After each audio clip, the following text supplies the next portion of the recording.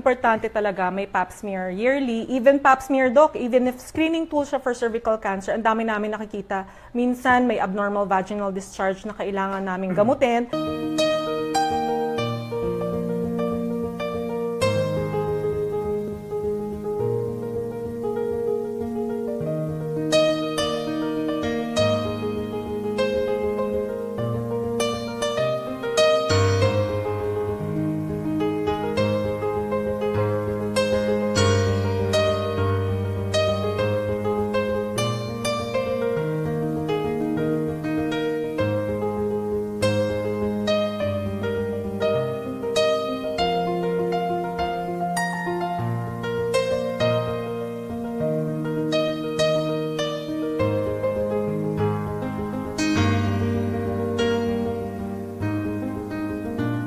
Ang best time na sa pap smear is 1 week after ng bleeding mo.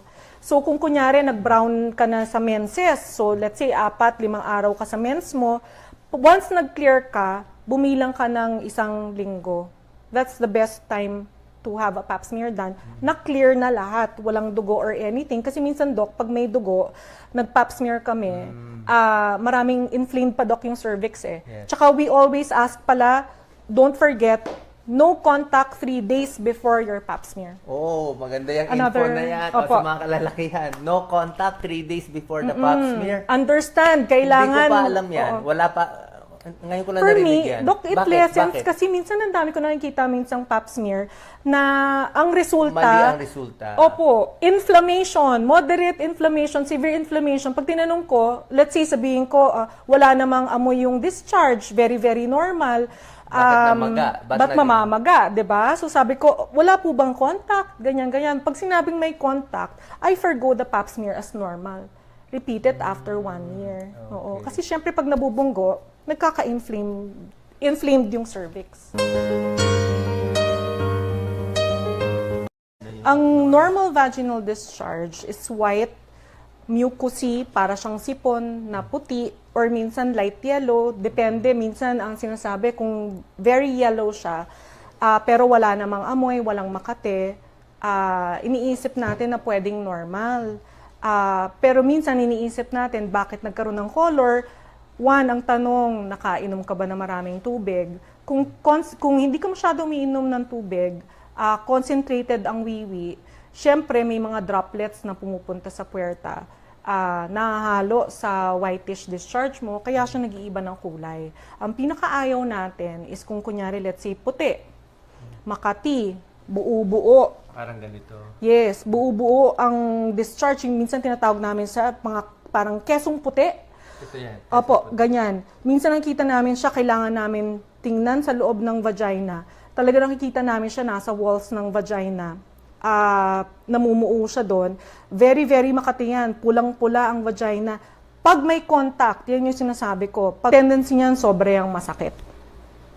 Pwede ka rin magdugo kasi nga napipilit. Anong para yan gamutan nasusugatan. dyan sa ganyang vagina? Ang Candida, ganitong yeast infection, kailangan po pwedeng oral medicine, yung fluconazole or itraconazole, marami po eh. Pwede rin naman mga suppository.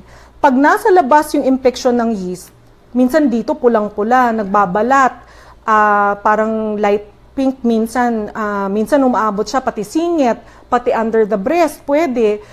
Maraming different, sobrang kati. Yes. So may mga creams tayo dyan, may mga solution, usually mga clotrimazole. Pag sobrang kate, minsan may mga products po na may konting steroid. Definitely, mas mabuti, mas mabuti Pero hindi magpa-check yan, up sa doktor. Dr. Kate, hindi siya sexually transmitted. Ay, hindi. Definitely hindi. Anong cause niyang mga kesong puti na candida? Opo. Anong cause? Hygiene ba? Pwede. One hygiene, usually, ang nauso yung mga jeggings at mga leggings, yung mga masisikip pong damit.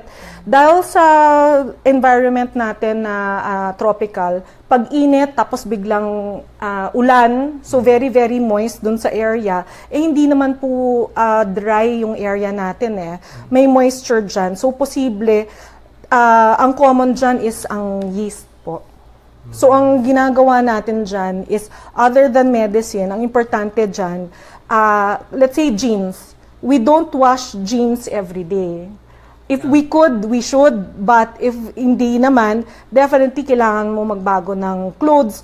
Mas maganda kung airy clothes, especially itong summer. Dapat airy clothes or light clothes para nahanginan. Meron bang connection, let's say, yung panty liner or menstrual pad? Well, kung kulob, dapat regular changing, maybe every 4 to 6 hours.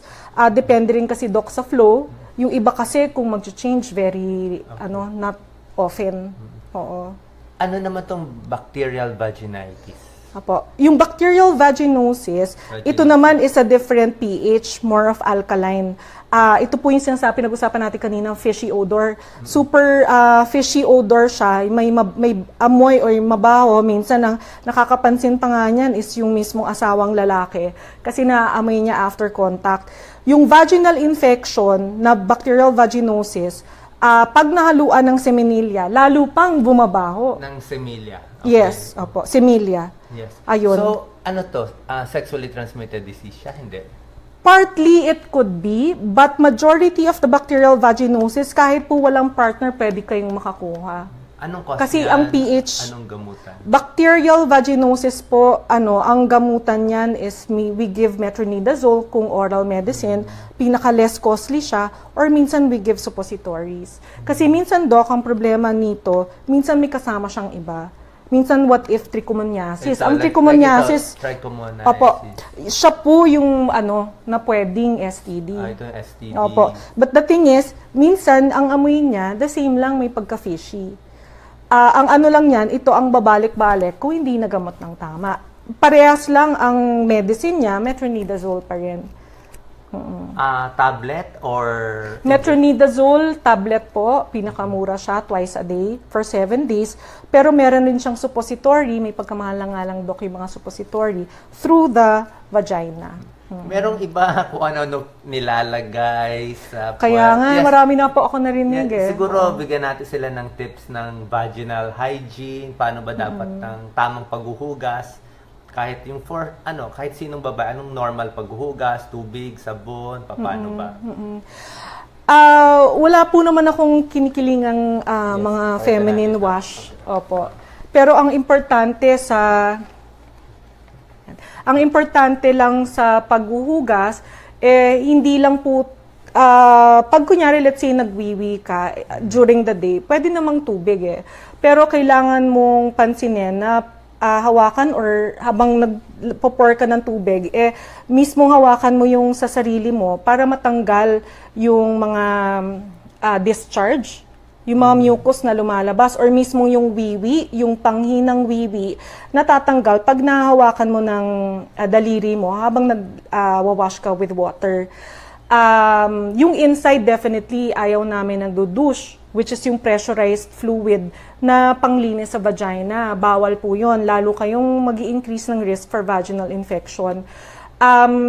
Ang usually na ina-allow namin, baka kasi doc, nag-allergy kayo sa mga feminine washes, etc.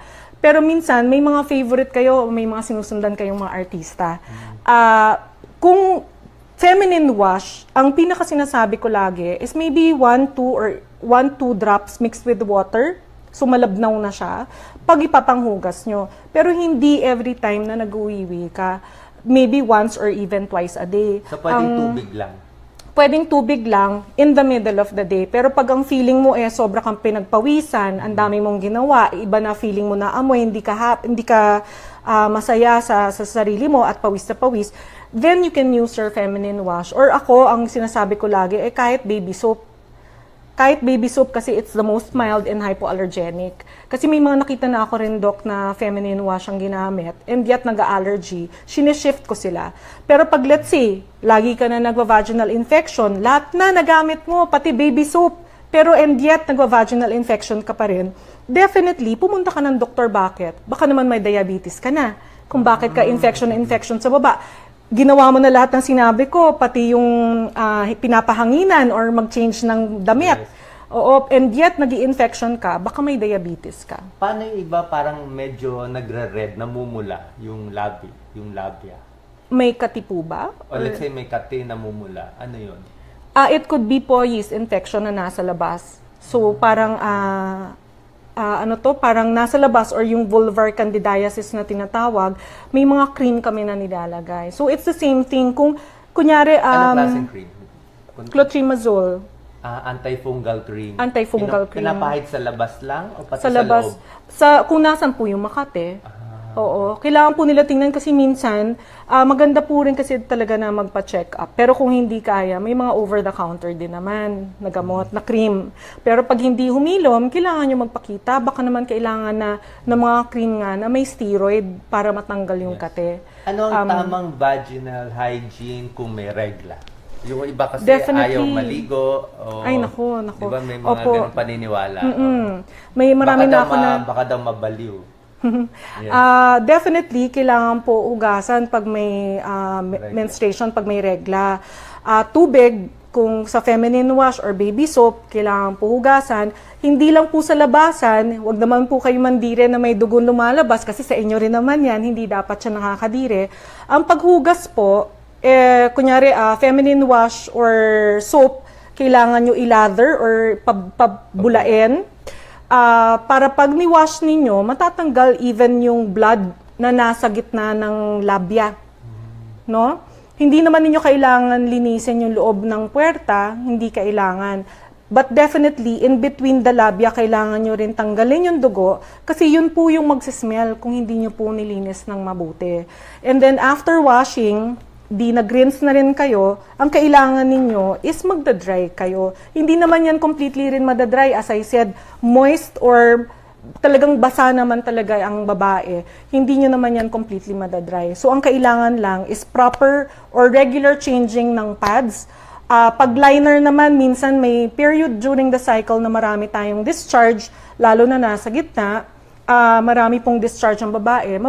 Sa akin naman, Doc, hindi naman bawal ang mag-liner Ang kailangan lang is proper palit. Kung hindi naman doc liner, dapat important is palit ng cotton panties. Usually kasi doktora, let's say brown.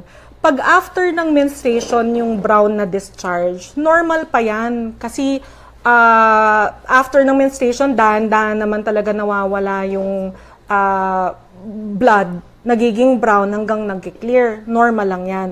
Pero pag yung brown discharge, galing sa nasa gitna, lumabas, ayun, kailangan natin alamin bakit nga ba, was it after contact, nasugatan ba sa loob, baka yun yung cause. Pero kung let's say hindi nawawala, even if let's say after contact, hindi ka naman dry, biglang may brown pa rin na lumabas, kailangan mo magpa-check pagpaulit-ulit. Kasi yung tinatawag na hugas bigas, depende rin doktore, baka nga after menses siya. Pag walang amoy, hindi siya ganun nakakatakot. Pero as I said kanina, even nga polyp can cause the blood, the spotting, or even the brownish discharge. Baka yun yung nagkukos at kailangan ngang tanggalin ng doktor.